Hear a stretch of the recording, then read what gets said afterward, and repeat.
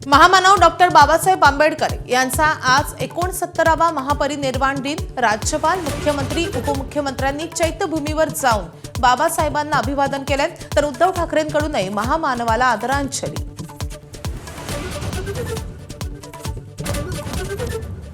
शिवसेना आणि भाजपमध्ये रंगलेल्या शीतयुद्धानंतर उपमुख्यमंत्री एकनाथ शिंदे आणि रवींद्र चव्हाण एकाच मंचावर येणार।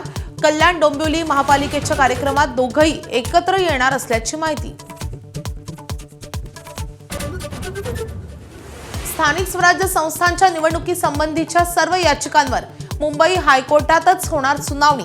तिन्ही खंडपीठातल्या याचिकांवर मुंबईत 9 डिसेंबरला सुनावणी। खंडपीठांच्या सुनावणीची माहिती दिली नाही म्हणून हायकोर्ट, आयोग आणि सरकारवर नाराज।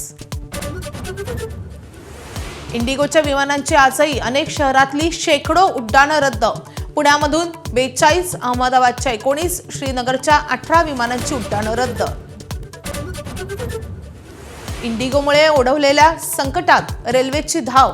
आजपासून 18 डब्यांच्या 30 विशेष रेल्वे गाड्या धावणार।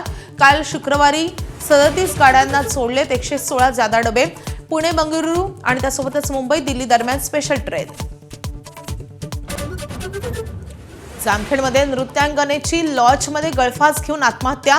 भाजप नेता संदीप गायकवाड विरुद्ध गुन्हा दाखल। विवाहित असूनही नृत्यांगना दीपाली पाटीलवर करत होता लग्नासाठी जबरदस्ती।